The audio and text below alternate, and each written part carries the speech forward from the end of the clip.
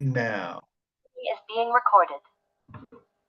Okay, hello everybody. This is Tim McAleer back with our weekly literature chat with author Kevin McAleer. And we're covering some of the literature of Jack London. Now, a few weeks ago, we covered some of his key novels. A couple weeks ago, we covered his first short story collection called The Son of the Wolf from 1900. Then last week, we covered his second short story collection from 1901, The God of His Fathers. And this week, we're now going to be discussing his third, I believe his third short story collection, Children of the Frost. Kevin, you also, I read these stories about 3 weeks ago, and I reviewed them again last night, kind of scanned them, so I recall some of the details, and you have recently read them this past week. Do you know what year this collection came out? I think I forgot to check on that myself. I believe 1902. Okay, so he did 3 in a row, 1900, 1901, and 1902. Okay. Right. He was like Hemingway in the sense that he began as a short story writer, and then it was only after he had made his name as a short story writer that he felt, well, now I got to attempt a novel. And I'll just say his first novel was not a success. Now, Kevin, and what was his first novel?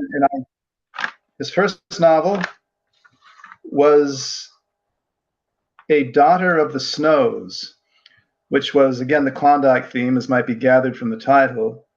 And that was 1902. So 1900, The Son of the Wolf, his first publication between covers. 1901, The God of His Fathers. 1902, Children of the Frost, which we'll be reviewing today. And then in that same year of 1902, as most short story writers at a certain point feel they have to do, I was no exception, you have to prove yourself with the novel to be a real writer, right? They kind of have that feeling, writers, I do believe. And in that, and as I say, A Daughter of the Snows. So son, children, daughter, all these titles. Family, familiar relationships. I have never read A Daughter of the Snows because apparently it isn't that great. I might do it just to complete my acquaintanceship with Mr. London's early years. Again, he wrote 50 books. I've read maybe half of them at best. So that's the great thing about London. I'll just say this. You can keep enjoying him, rediscovering him, even if you're a longtime fan and even quasi aficionado. He wrote so much, but a lot of it is apparently disappointing. So I'm very judicious in what I come to anew. There's a reason I haven't read many things, and that's because I'm kind of afraid of disappointing myself, because there have been a few works that I've read and it's like, not quite. So I kind of take, after 100 and some years of London criticism, I sort of take the critics' word on London. That is to say, those critics who take London seriously and in part maybe even love him. And then they say, well, this isn't quite up to his best. And so I usually give it a pass. And that is one of those books that I've given a pass, A Daughter of the Snows, his first novel effort.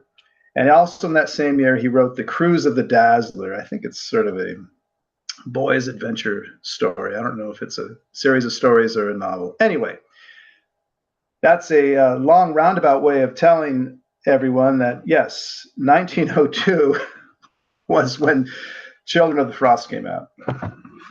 Very nice intro. And let me ask a question. You said a session or two ago that the short story was a very popular form at the turn of the century. Can you elaborate on why that might be and how it applies to London?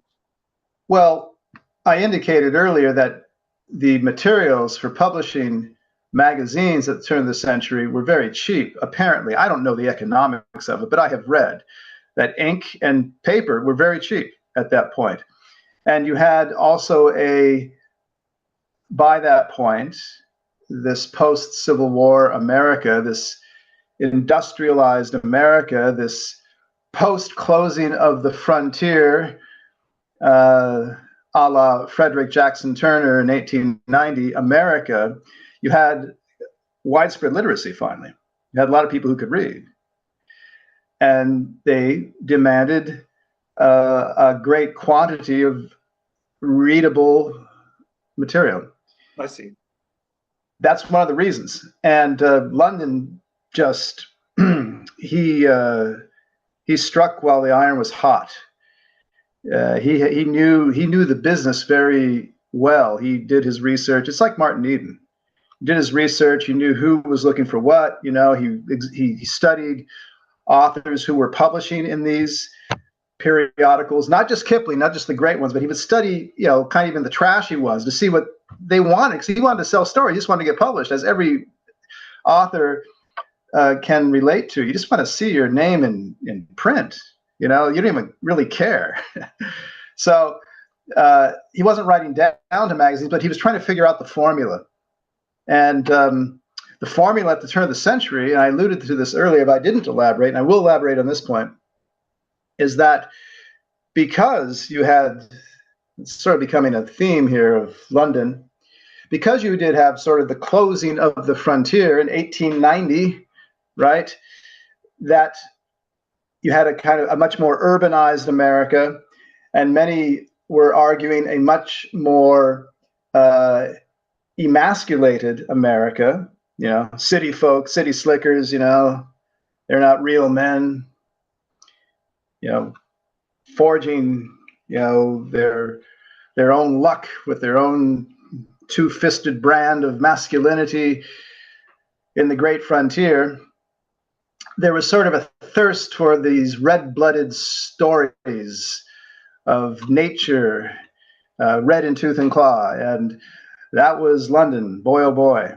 I mean, every author knows that getting published and having any kind of success is greatly attributable to luck.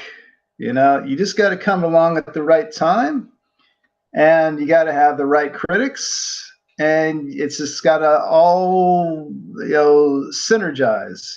And boy, that did with London. So there's a little bit of an elaboration on what I alluded to earlier. And one more question, since he was writing for periodicals, and you said that these magazines, at another point you had said previously that these magazines would pay by the word, and sometimes you sense London is writing merely to reach the capacity of words, and it might not be the highest quality. Apparently he had a lot of fluff among his material due to writing per word. Right. Well, the charming thing about London is he never pretended to be an artiste. You know, he didn't have this ambition to be an artist. He wanted to be a working, published, money-earning writer. That was his ambition, right? Well, you're going to get a lot of fluff in that case. Yeah, I guess that's what I'm trying to say. Yeah. But astonishingly little, considering that was his, that was what he was shooting for, just to see print, to get that check in the mail. Astonishingly little. He even admits that he's just writing the fluff here and there. In Martin Eden, he talks about, okay, I'm just going to do this one to get published, and I forget the term they used then for B-level material rather than his A-level. And he even admits he was going to write some B-level material to get money to put food on his table. And he told his love interest at the time, I forget her name, and he said, hey, I'm just going to write some fluff here. Again, I forget the exact term he used, but he knew the times he wasn't writing the A-level material as opposed to the B-level. Okay, right. So he was even aware of the fact. So when you're reading stuff that's a little bit schlocky, it's not as if he, you know, turned it out and thought it was good. In all likelihood, he thought it was maybe a bit schlocky. I'm imagining. Yeah. I mean, Fitzgerald did that. We all know, right? He would change endings to the stories he submitted to the Saturday Evening Post so they would accept it. He would give them a happy end. He would give them a happy ending, which is what the American reading public wanted, at least the Saturday Evening Post public wanted. Right. And Hemingway writes about that in A Movable Feast, how he was shocked when he heard that. Because Hemingway was really the anti-London and anti-Fitzgerald in this case, because he was always right. He was in these artsy circles in Paris, in Montparnasse, being tutored by Ezra Pound and Ford Madox Ford and Gertrude Stein, among many others, and competing with them.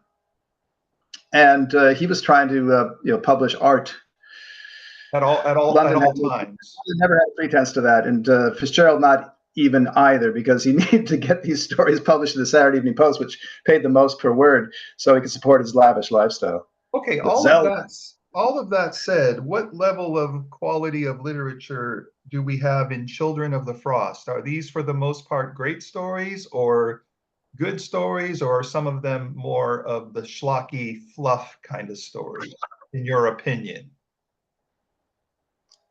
I think in 3 cases we have high art, and I will tell you those 3 cases. The Law of Life, we talked about that already in our first London discussion.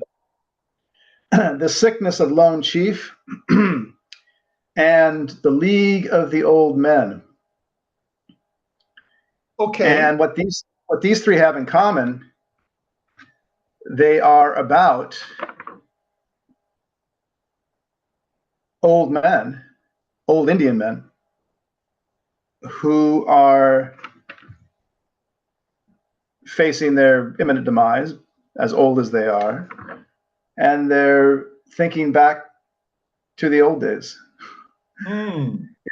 It's rather poignant, and how it was to be young. Okay, so let's cover those 3 first, and then we'll get into the others after. You can start diving into them.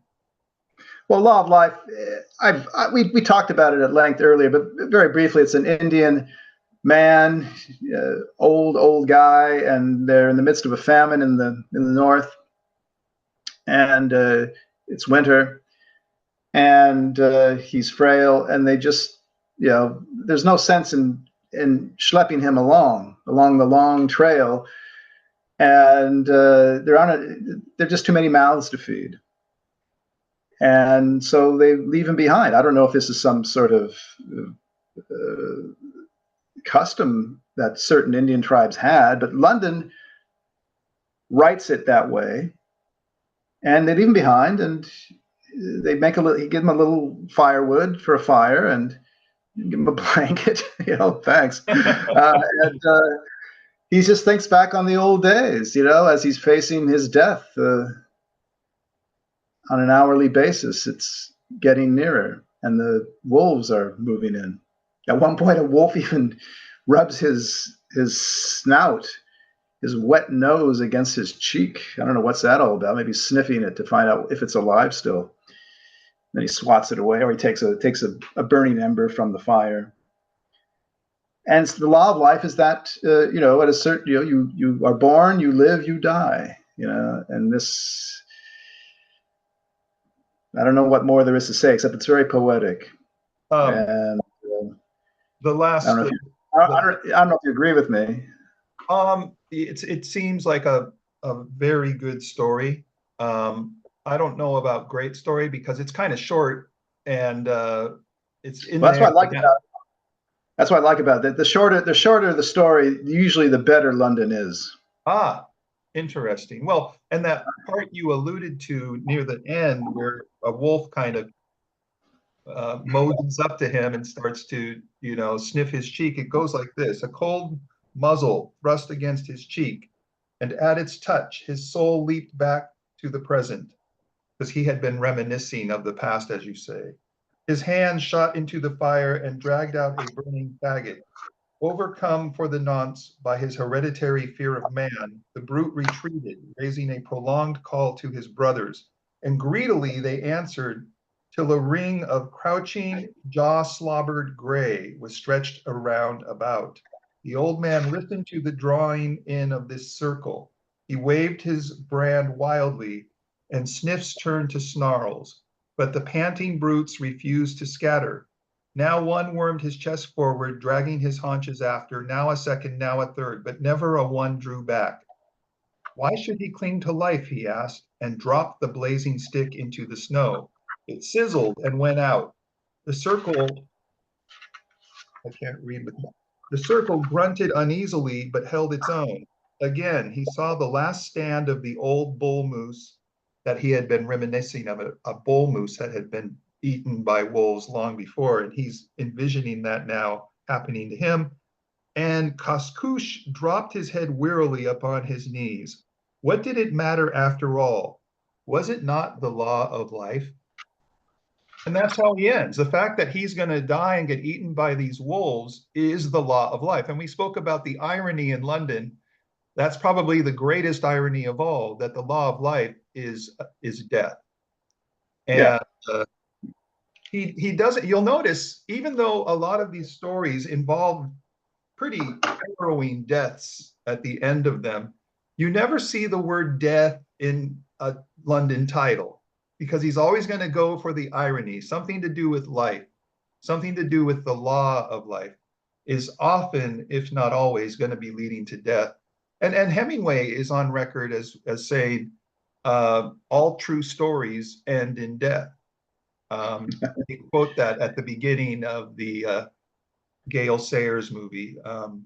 In the beginning of Brian's song, we hear a narrator say that Hemingway once said, all true stories end in death, and that's what's going to happen here in Brian's song. That's where I heard that quote. But I like the irony of London, that the law of life, if you're a naive reader, you might go to that story saying, oh, I wonder what the law of life is. Maybe this is an interesting, pleasant story. It's the exact opposite. And your quote that you first came across in the Gale Sayers Brian's song, movie, yeah.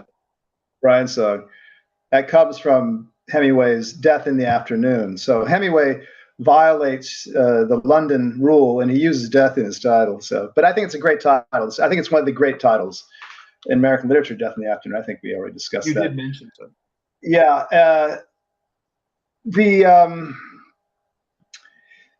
And if death, if all true stories will end in death, then there's no truer writer of short stories than Jack London.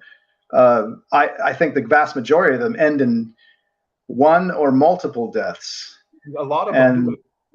These in this collection that we're discussing today are no exception. Why don't we move on to the next one? I think is high art, and that is The Sickness of Lone Chief. So this is another old man, and he's sitting around. He's sitting with another old man. They're just talking about the old days. And it's what old men do. I mean, this is London as a young man knew this. This is, again, what's astounding. He knew that old men in their dotage, they don't usually sit around and talk about, oh yeah, my grandchildren, I'm so pleased with them, and yes, he's going on to college and he's got a great job with IBM. They don't talk about that. Maybe that's what grandmothers do, right? But men, grandfathers, they will look back on their youth and their heroic age, right? At least what they would like to imagine was their heroic period. Old men sitting around talking about past heroics, old war stories, as we say, even if they've never been a soldier in war, we call them old war stories, because heroism in their own minds is involved. This is what's happening here. Sickness of Lone Chief.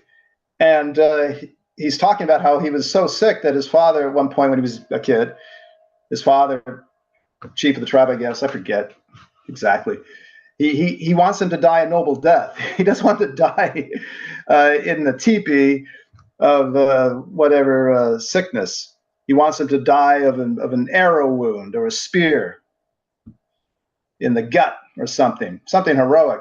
So they go out there, and all the other braves of the tribe, they're going down a river to raid another tribe and have this guy die his heroic death. And all the other braves in their canoes are paddling behind with this guy in the front, so he can get the full force of the attack and die instantly, and then they can bear witness. They're there to bear witness. They're not there to fight. And then they turn around and go back and report he died a heroic death, and the chief, his father, is happy. Well, it turns out that this guy becomes this great warrior. His warrior instinct is awakened, and he slaughters. It's like he's like Achilles, he's slaughtering all these guys left and right. And he's reminiscing about that. That was his great heroic moment. He becomes the chief of the tribe later on, and he's a BMOC. And but then it changes when what? And this is a theme of most of the stories, I would argue, when the white man comes. And the phrase they use for that is before the steamboat came down the river. And right.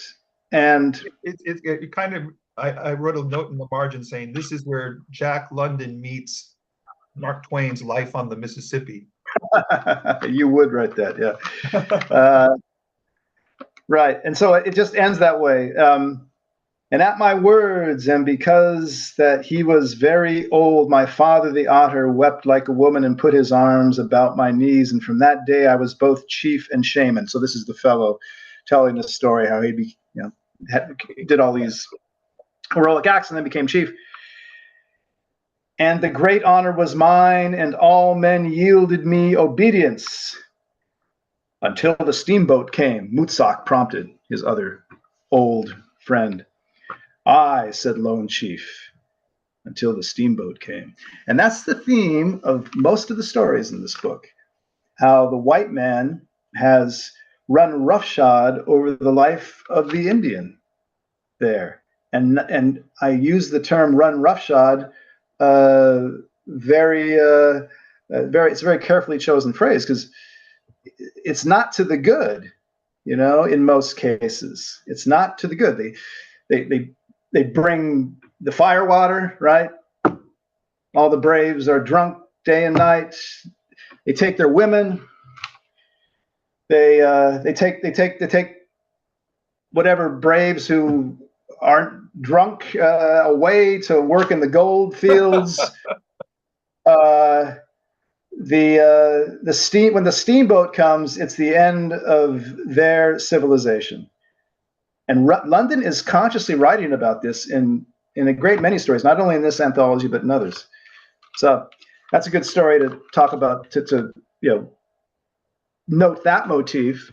Okay. And then the third one that I think is great art is the League of the Old Men. And this is very quickly told. It's an old Indian who one day shows up in this town up there in the Klondike, Yukon, whatever. And he turns himself into a Canadian Mountie, and he confesses to the murder of numerous white men. He says, I want to confess to these murders.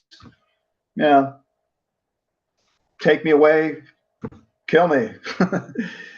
But they don't do that immediately. They take him away and they put him on trial, and he has an interpreter, and he basically tells the story in the court of killing all these white men, of initially resisting, trying not to come to blows with the white race, but that they're pushing and pushing and pushing, and at a certain point their pride and their honor wouldn't let them take it any longer. And he and the older men of the tribe hence the title, The League of the Old Men, not the braves who'd been seduced by the various blandishments of civilization. They had to go out and start knocking off these various prospectors, mounties, pioneers of whatever stripe, just to reassert their dignity.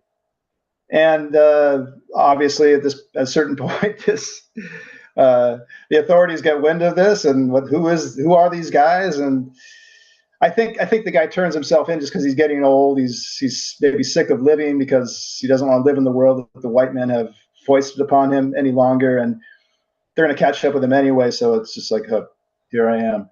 And at the end, all this is being, read to the court or interpreted to the court by another Indian who understands this old man's language.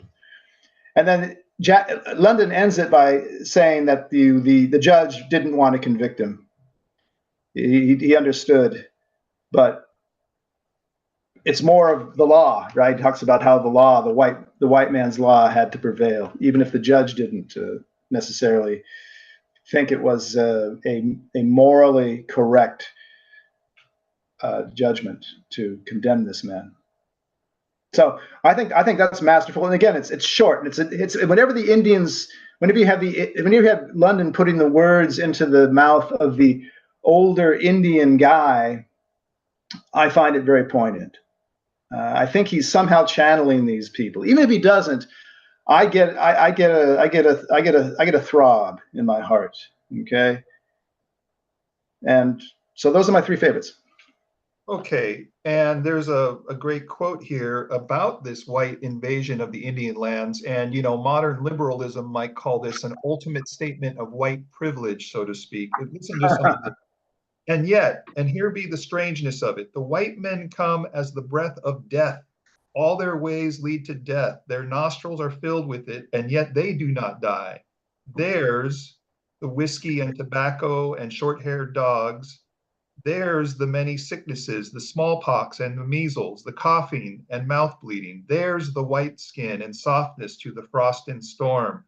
And there's the pistols that shoot 6 times very swift and are worthless. And yet they grow fat on their many ills and prosper, and lay a heavy hand over all the world and tread mightily upon its peoples. And their women too are soft as little babes, most breakable and never broken, the mothers of men. And out of all this softness and sickness and weakness come strength and power and authority. They be gods or devils, as the case may be. I do not know. What I do know, I, old Imber of the Whitefish, only do I know that they are past understanding, these white men, far wanderers and fighters over the earth that they be. Is that from the League of Old Men? That's from the League of Old Men. Mm-hmm. Imber. Yeah. So I wrote in the margin, that's the ultimate statement of white privilege for those who believe in such a phenomenon. Right. Okay. So thank you for starting us off with your three stories that you would say qualify as great, quote unquote. Is that correct? No fluff in your words or schlock in mine need apply to these three great short stories. And if you get 3 great short stories out of your basic anthology of 10, let's say, you're way ahead of the game. I mean, every time I pick up an anthology of short stories, I say to myself before I even open it, if half of these things are good and entertaining, I give the author a win. It's hard to because short stories are so varied. You can suck a reader into your novel and he's with you, sometimes even if it sort of tails off and is a little bit of anticlimax, it started off better than it ended because you're along for the ride. But if a short story doesn't hit you immediately, boom, you're just like, what? Why read it? Boom, you shut it. I do, at least. It's got to grab me. So it's hard to hold a person's attention, I think, in the course of even just an 8 or 10 page short story in an anthology in particular, because you can just flip to the next one. It's like, okay, you don't like that one, here, try this one. So you flip to the next. And if they can hold your attention for half of those, I think you're doing pretty good. And Okay, London has done that with all of his anthologies thus far. and these three, as you say, these three excellent short stories are all about Indians and Indian men, older Indian men. And you did mention in the first two anthologies of short stories, you were surprised how much he focuses on the indigenous peoples in these Yukon tales. You had Right. forgotten. And it's not just focusing on them; it's in juxtaposition to the white man and how detrimental, in most cases, he has been to the Indian culture. Okay, It's very not good. just. Okay, Kev, Yeah. good start for this anthology. We looked at three of the excellent stories in your opinion, and I would agree they're high quality. Now we got seven more stories. Let's just go through those in order. I'll read the title and you give me your quick thoughts on those because we've got 30 more minutes here. Number one, the first story in the anthology is called In the Forests of the North. Any thoughts about that one? Yeah, that was okay. The story is about a white expedition in the subarctic part of Canada, I imagine, where few white men have gone. Apparently, there's been no gold rush up in that part of Canada or Alaska. And he comes there, and he comes across a white man in this Indian village.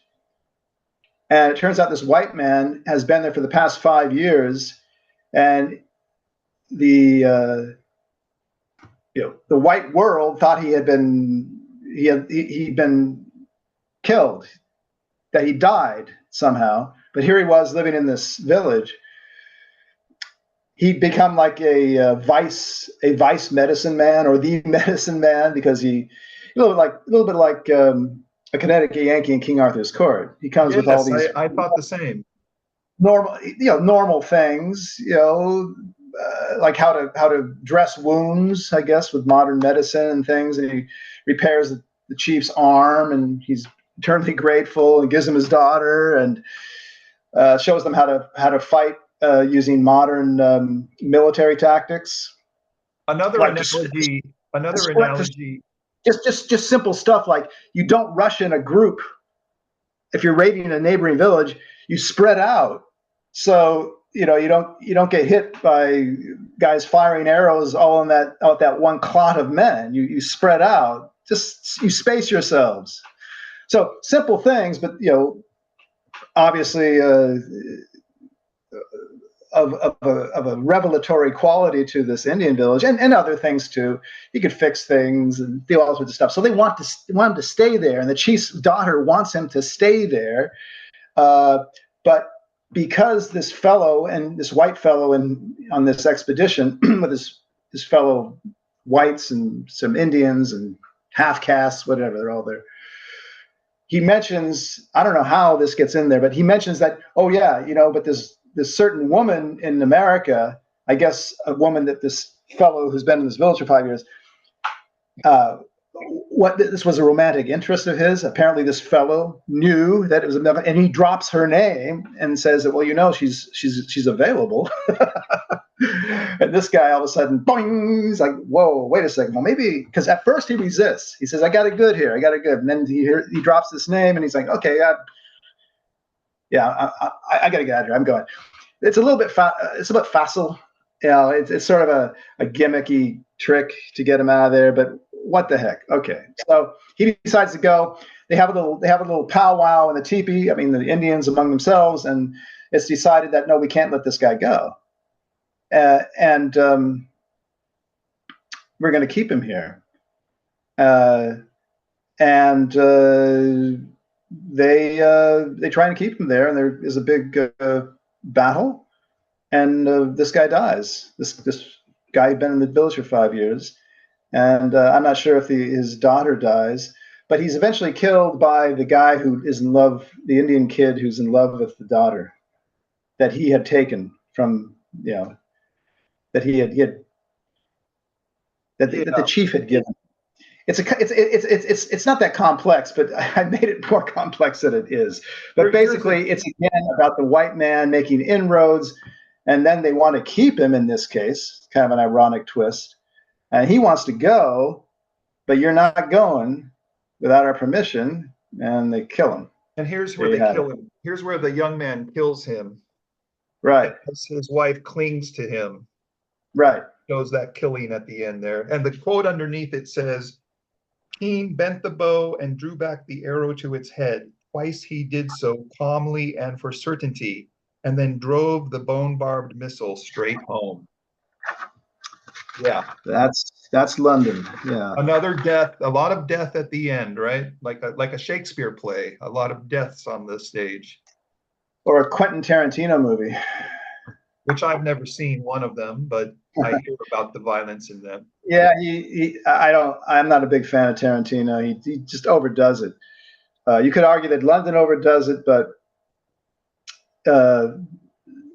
there's a limit placed on how gory it gets by virtue of your own inner eye, you know. Correct.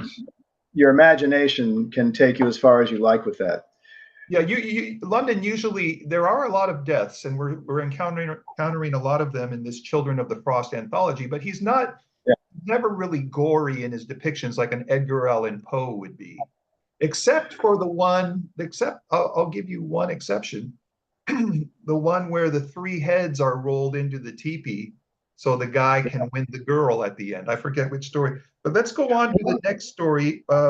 After In the Forests of the North, we have The Law of Life, which we've already spoken about. So let's move on to story number 3, Nambok the Unveracious, which is another ironic. I like this one very much. It's cute. Tell us why. Oh, Kevin, your video went out. Can you get it back?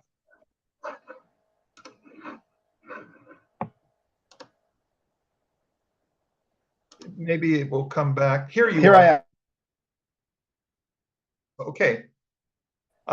Can you hear me? I can hear you too. Good. Okay, good. Yeah. It's again one of these subarctic Indian tribes up on the Bering Sea or the Arctic Ocean. I don't know where, but they have never been exposed to white civilization. Apparently, there's been no white explorers, pioneers, prospectors up there. They know nothing of the white man. And the one of their tribe, a young man, gets he drifts out to sea in his kayak, I guess, at some point. He gets picked up by a schooner. I guess it's an American schooner, and they take him back to America. And he sees all these great things in America, right? And he comes back now to report on them to the tribe, and they just can't believe it. The cute thing is how he describes things in what London imagines is how the Indians would do it. You know, I don't know, right? This is definitely going to tick certain people off, cultural appropriation and appropriating the voice of the Indians. You have no idea. But he does stuff like this, which I found kind of cute, not having a dog in the fight. And he's describing the schooner that picked him up. He said, it was a canoe, a big canoe. If all the canoes I have ever seen were made into one canoe, it would not be so large. Okay, so he's trying to use their language because they've never seen such a thing. And see it from that's the cute part. Okay, even if he gets it wrong, even if they wouldn't do that kind of thing, you can understand how that would be the attempt made. Correct. He tries to see it from their perspective. Right. And yeah, he goes on to describe the railway, and he says, he's in America now, and in the distance I saw a monster like unto 1,000 whales. It was one-eyed and vomited smoke, and it snorted with exceeding loudness. I was afraid and ran with shaking legs along the path between the bars. He describes the bars. But it came with the speed of the wind, this monster, and I leaped the iron bars with its breath hot on my face. So he's describing the train. Anyway, he goes through a whole litany of other modern phenomena, and they're at first agog, and then they're skeptical, And then they're angry. It's like, come on, what do you take us for? And they banish him. They say, get the hell out of here. Go back to where you came from. You like it so much there. Go back. And they send him off. He goes off in his canoe. Bye-bye.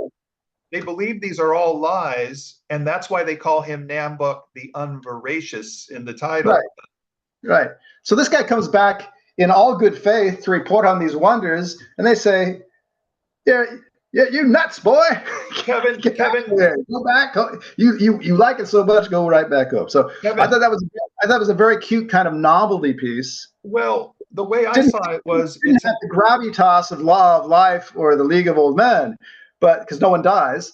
But it's comical even. Well, Kev, I believe it. The note I wrote about it in my volume here is that it's just like the man in the cave from Plato's cave from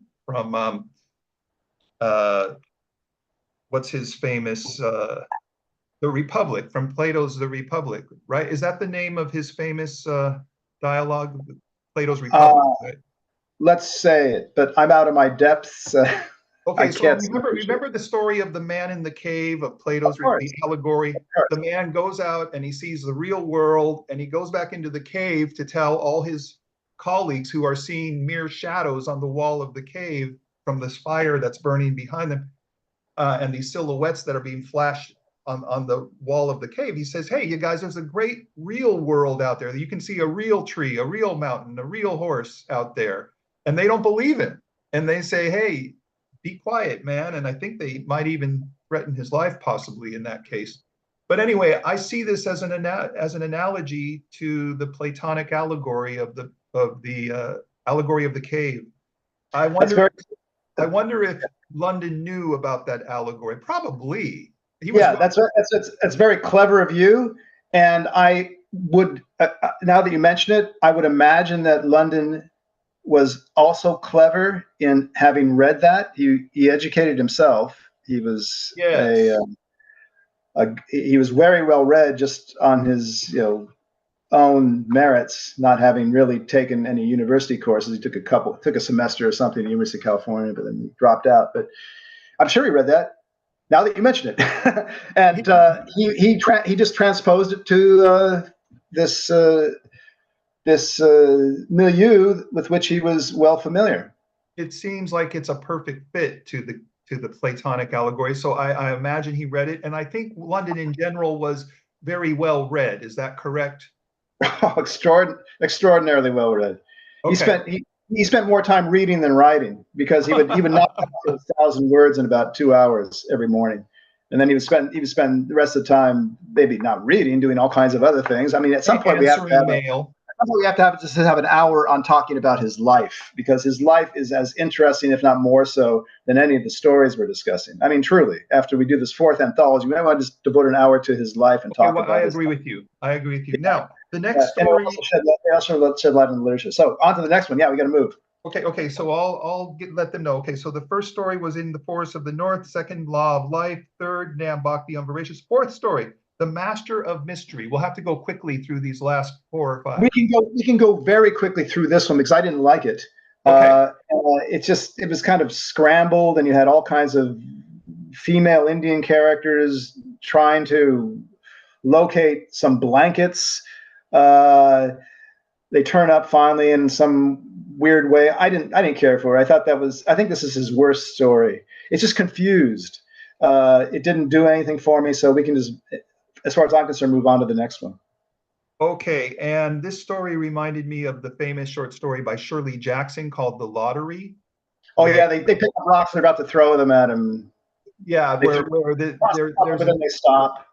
There's a test being given here, and whoever loses gets stoned to death. And that's just like Shirley Jackson's The Lottery, where everyone's going to win this lottery, and the loser, we find out at the end, is the one who gets killed rather than the one who gets the prize, a good prize of money or fame or wealth. I know we're rushing through these last stories here, but no problem. We're almost done. Definitely, The Lottery is a good analogy to this one here, The Master of Mystery. Now, number 5 is The Sunlanders. What about that one? Yeah, I like that one. Okay. Let's see. It was a long one, as I recall. I,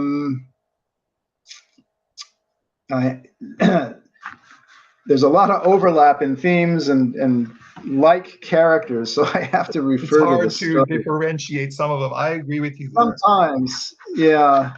Well, it's again a white encroachment on Indian civilization, and a white man eventually goes off with some Indian daughter. We have the chief, I forget, and there's a big battle. The Indians don't want to let him go, and how it ends is, and so they departed into the trackless south. Bill Man, one of these white guys, his brothers, and Meshachi, this is the Indian maiden he has absconded with. I mean, she wants to go with him. And when the next year came, the search number 2, this is a ship, rode at anchor in Mandel Bay. The few Mandel men who survived because their wounds had prevented their crawling into the cave went to work at the hest of the Sunlanders and dug in the ground. They hunt and fish no more, but receive a daily wage with which they buy flour, sugar, calico, and such things, which the search number 2 brings on her yearly trip from the Sunlands. So the Indian tribe has been subjected to the white man again, is my reading of it. And it's okay. I found the battle scene to be too long and drawn out. I didn't care for it, actually. Okay. So this is not one of my favorites. Okay, very good. Let's move on then to The Sickness of Lone Chief. We already covered that one, right? Yes. And that was the guy who wants to turn himself in for all the murders. Right. Okay, good. Next. No. That's the guy who is sick as a young kid, and his father wants him to die a heroic death in battle, but he turns out to be this young Achilles who slaughters everyone in the opposing tribe, and he becomes chief of the tribe. And now he's reminiscing about that as an old man, and he's bemoaning the fact with his fellow oldster that this was great, but it was before the steamboat came. Gotcha. Okay. All right. Very good. So the one that is after that is called Kish, the son of Kish. Anything about that? Yeah. Every time I read Quiche, I thought Quiche Lorraine, but that's just my own little thing. There you go. Son of Quiche. The way you spell this Quiche is Keesh, right? Right. Well, that's the one you alluded to, where this fellow, he was the 3 heads into the teepee. This Indian, he was brought up in a missionary. He obviously has lots of Christian catechism under his belt. I don't know if he's a real Christian or not, but he's been given a good dose of Christian ethics. Correct. And he goes to his home tribe, I guess, or whatever tribe, and he wants to, as they did, apparently, they would plop down all their furs and all their other wealth in order to acquire the daughter of one of the chieftains or the chief. And you have all the chief and the council members sitting around and the daughter herself, and they're all kind of shaking their heads. And it's like, yeah, you got a lot of wealth here, but are you a real man? Have you ever killed anyone? And he said, I don't do that. That's not my thing. And they say, yes, we know, because you have been exposed to the missionary and the white man and his teachings. And he said, but that's not my thing. And they basically part that way. And at a certain point, then he meets up with the girl, and she says, I will only marry you if you. She basically said, she challenges him. She says, "You're not a man. Give me the whack. Shut me up. Tell me how to behave." And she said, "No, I'm not. That's not my thing." And she goes, "You'll only prove you're a real man. You can only have me if you bring me 2 heads." And then he goes off. Okay, you don't know if he's going to do it or not. And he said, and then she goes, "Make that 3." Well, eventually he does it. He comes back with 4, and he rolls them out on the snow, and that's where London gets into his gory description. And then he says, "You come here now."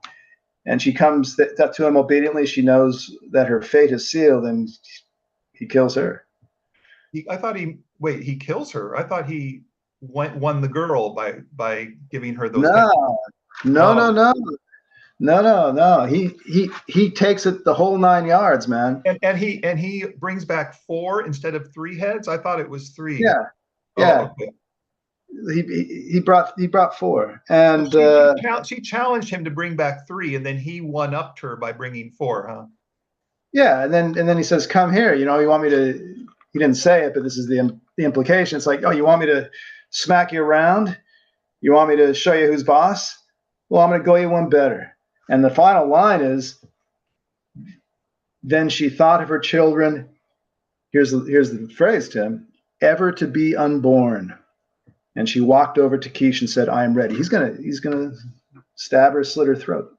I thought they were going to get married at that point. Well, listen, if I got it wrong, my children ever to be unborn. No, she's dead. You read that totally wrong. You got to read that again. well, I will say one thing. London he doesn't clearly state things. He alludes to them or says them indirectly, and you're supposed to fill in the blanks. And if you're reading too quickly and you're not pondering it, you might get a different impression. But anyway, if I got the wrong impression, I gotta manhandle you here a little bit because it's very clear. Okay. No, I gotta read this. Like, this is for our studio. Read it quickly.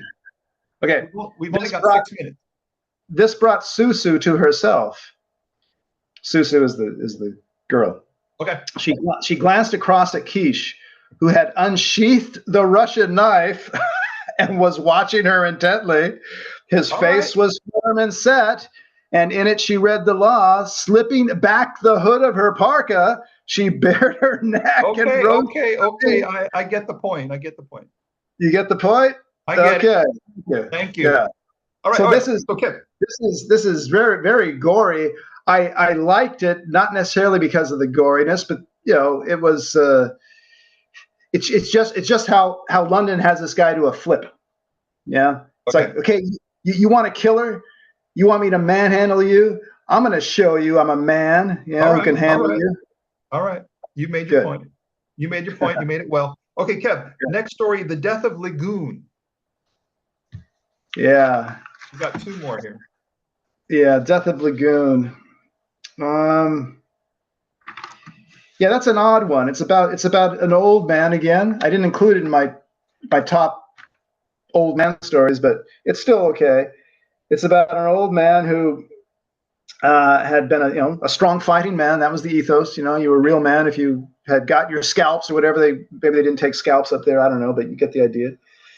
And but now I think he saw the advent of the white man as being, well, that's the end of our warrior ethos, boys. we can't fight back this tide. We tried, we gave it our shot, but at a certain point, you just got to throw in the towel and live to not even fight another day, just to live another day. And so he gives a potlatch, and he tries to persuade the other tribes to bury the hatchet.